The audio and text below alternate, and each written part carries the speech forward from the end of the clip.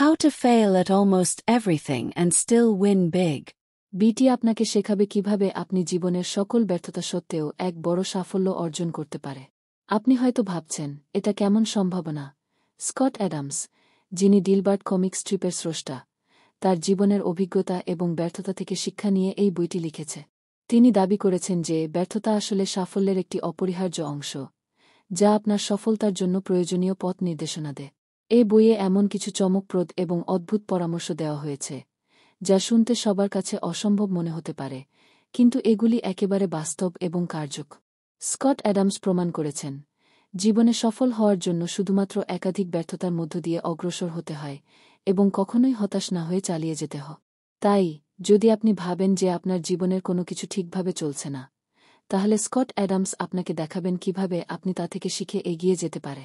এই বইটি একটি অদ্ভুত এবং বাস্তবিক দৃষ্টিভঙ্গি নিয়ে তৈরি, যা আপনাকে শুধু সফল হতে নয়, জীবনের পথে চলার জন্য আত্মবিশ্বাস এবং সাহস যোগাবে।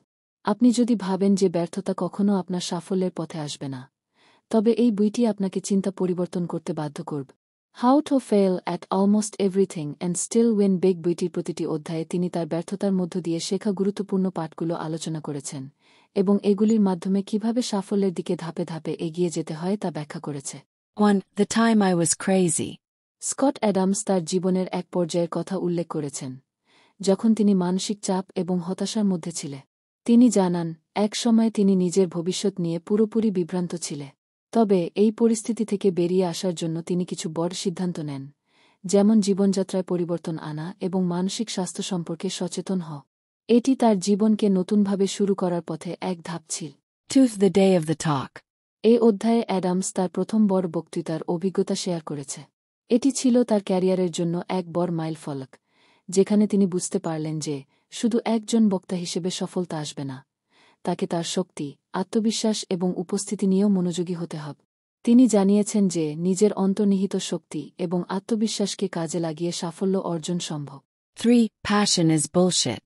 এখানে স্কট অ্যাডামস একজন পরামর্শদাতা হিসেবে এক বড় ধারণাকে চ্যালেঞ্জ করেন, যা হল প্যাশন। তিনি বলেন, প্যাশন বা উদ্দীপনা আসলে কখনোই সাফল্যের প্রধান কারণ নয়। তিনি মনে করেন যে আপনি যদি আপনার শক্তিকে সঠিকভাবে ব্যবহার করেন, তাহলে সফল হতে পারবে। তার মতে, প্যাশন একটি তাত্ত্বিক ধারণা যা অনেক সময় আমাদের প্রেরণা দিতে ব্যর্থ হয়। এর পরিবর্তে ব্যক্তিগত শক্তি এবং এনার্জি ব্যবস্থাপনা গুরুত্বপূর্ণ। 4. Some of my many failures in summary form. এই অধ্যায়ে স্কট অ্যাডামস তার জীবনের বিভিন্ন ব্যর্থতা সংক্ষেপে তুলে ধরেছে। তিনি জানিয়েছেন যে তার যাত্রা কখনোই মসৃণ ছিল না। তিনি একাধিক চাকরি, প্রকল্প এবং উদ্যোগে ব্যর্থ হয়েছে। তবে প্রতিটি ব্যর্থতা থেকে তিনি গুরুত্বপূর্ণ পাঠ গ্রহণ করেছেন, যা পরবর্তী সময়ে তাকে সফল হতে সাহায্য করেছে। এসব ব্যর্থতার মাধ্যমে তিনি শিখেছেন কিভাবে ভুল থেকে শিক্ষা নিয়ে নতুন সুযোগ গ্রহণ করতে হয়। 5. My absolute favorite spectacular failure. এখানে অ্যাডামস তার জীবনের সবচেয়ে বড় ব্যর্থতার গল্প শেয়ার করেছেন, যা ছিল তার 2টি রেস্টুরেন্ট প্রতিষ্ঠা ও পরিচালনা করার প্রচেষ্টা। এটি ছিল একটি সম্পূর্ণ ব্যর্থ উদ্যোগ, তবে অ্যাডামস তার এই ব্যর্থতাকে কোনো দুঃখজনক ঘটনা হিসেবে দেখেন না। বরং তিনি এটি একটি মূল্যবান শিক্ষা হিসেবে গ্রহণ করে।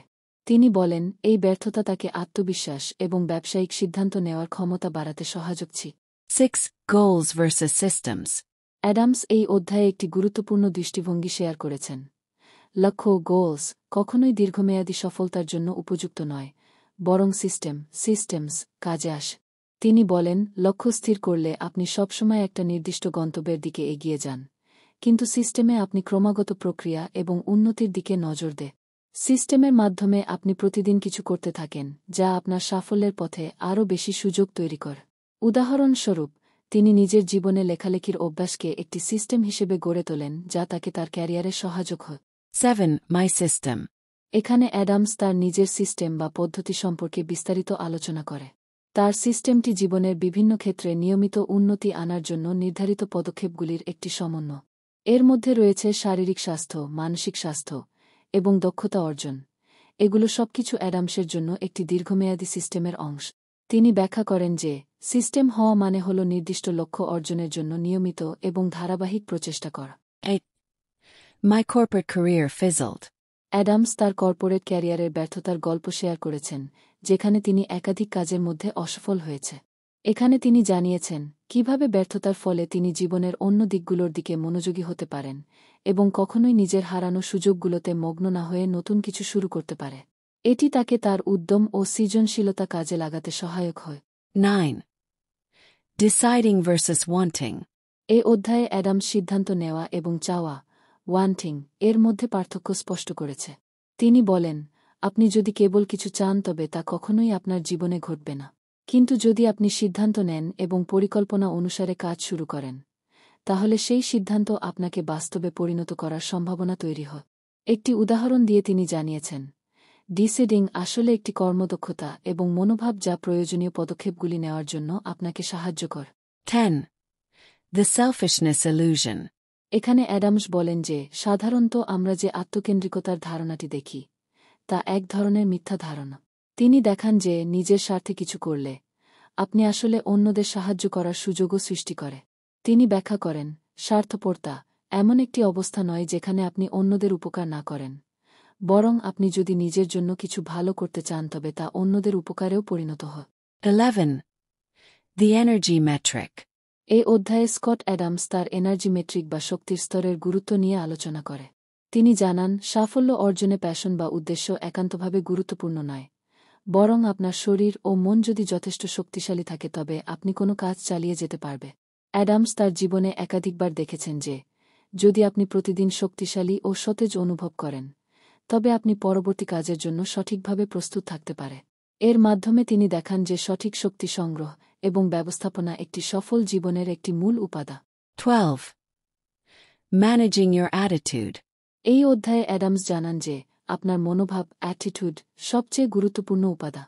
তিনি বিশ্বাস করেন যে যদি আপনি আপনার মনোভাব এবং দৃষ্টিভঙ্গি ঠিক রাখতে পারেন, তবে আপনি প্রায় সবকিছুই অর্জন করতে সক্ষম। তিনি মনে করেন একটি ইতিবাচক মনোভাব সবার কাছেই গুরুত্বপূর্ণ, কারণ এটা আপনাকে দৃঢ়ভাবে সামনে এগিয়ে যেতে সাহায্য করে। উদাহরণ হিসেবে তিনি তার নিজের জীবনের নানা চ্যালেঞ্জ এবং সেগুলির সমাধানে ইতিবাচক মনোভাবের গুরুত্ব তুলে ধরে। 13. It's already working. এই অধ্যায়ে স্কট অ্যাডামস বলেন যে অনেক সময় আমরা ভাবি যে আমাদের প্রচেষ্টা সফল হচ্ছে না, কিন্তু আসলে কাজটি ইতিমধ্যেই চলছে। তিনি ব্যাখ্যা করেন, ছোট ছোট পদক্ষেপ এবং ক্রমাগত প্রচেষ্টার মাধ্যমে সফলতা আসতে সময় নেয় এবং সেটা একসময়ে স্পষ্ট হয়ে ওঠে। এদিকে তাকে বারবার ব্যর্থতা বা ভুল সিদ্ধান্ত নিতে হতে পারে, কিন্তু তার সিস্টেম এবং মনোভাব তাকে কখনোই পিছু হটতে দেন। 14. My pinky goes nuts. এই অধ্যায়ে স্কট অ্যাডামস তার শরীরের সমস্যা নিয়ে আলোচনা করেছেন, যেখানে তিনি একটি অস্বাভাবিক শারীরিক অবস্থা অনুভব করেন, যার ফলে তার শারীরিক ক্ষমতা কমে যায়। তবে এই সমস্যা তাকে শেখায় যে কখনো কখনো ব্যর্থতা বা শারীরিক সমস্যার পরেও আপনি এগিয়ে যেতে পারে। এই অধ্যায়ে তিনি বলেন, কোনো শারীরিক সমস্যা বা বাহ্যিক বাধা আমাদের উদ্দেশ্যকে ব্যাহত করতে পারে না, যতক্ষণ না আমরা নিজের শক্তি এবং মনোভাব সঠিকভাবে পরিচালনা করি। 15. My speaking career. এখানে অ্যাডামস তার বক্তৃতা দেওয়ার অভিজ্ঞতা শেয়ার করেছে। তিনি বলেন, বক্তৃতা দেয়া তার জন্য অনেক বড় একটি চ্যালেঞ্জ ছিল, কিন্তু যখন তিনি নিজে থেকে এই সেগমেন্টের দিকে মনোযোগী হন, তখন তা তার ক্যারিয়ারে একটি গুরুত্বপূর্ণ মাইলফলক হয়ে দাঁড়া। তার মতে কিছু কাজের জন্য শুরু থেকেই আত্মবিশ্বাস থাকা উচিত, এবং সেগুলি আস্তে আস্তে আপনার মূল লক্ষ্যকে সমর্থন দেয়। 16. The power of systems. Scott Adams এই অধ্যায়ে সিস্টেমের শক্তি নিয়ে আলোচনা করেছে।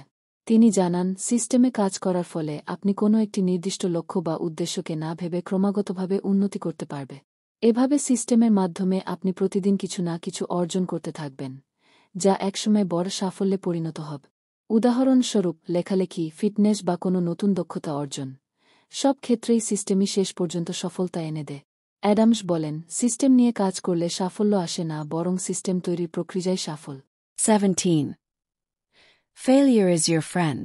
এই অধ্যায়ে স্কট অ্যাডামস ব্যর্থতাকে বন্ধু হিসেবে গ্রহণ করার গুরুত্ব বোঝা। তিনি বলেন, ব্যর্থতা আপনার জীবনের সবচেয়ে বড় শিক্ষক হতে পারে, যদি আপনি এটি ভয় না পেয়ে গ্রহণ করে। ব্যর্থতার মাধ্যমে আপনি জানতে পারেন কোথায় আপনি ভুল করেছেন, কিভাবে পরবর্তী সময়ে আরও ভালো করতে পারে। তিনি জানান, বাস্তবে বেশিরভাগ সফল মানুষই প্রথমে অনেকবার ব্যর্থ হয়েছেন, কিন্তু তারা ব্যর্থতা থেকে শিখে আরও শক্তিশালী হয়েছে। ব্যর্থতা নিজের দক্ষতা এবং আত্মবিশ্বাসের বিকাশ ঘটানোর জন্য প্রয়োজনীয়। 18. The importance of physical health. এই অধ্যায়ে অ্যাডামস শারীরিক স্বাস্থ্যের গুরুত্ব নিয়ে আলোচনা করেছে। তিনি বিশ্বাস করেন যে একজন সফল মানুষ হতে হলে তার শরীরও সুস্থ থাকতে হবে। শারীরিক স্বাস্থ্যের উন্নতির জন্য নিয়মিত ব্যায়াম এবং ভালো খাদ্যাভ্যাস অপরিহার।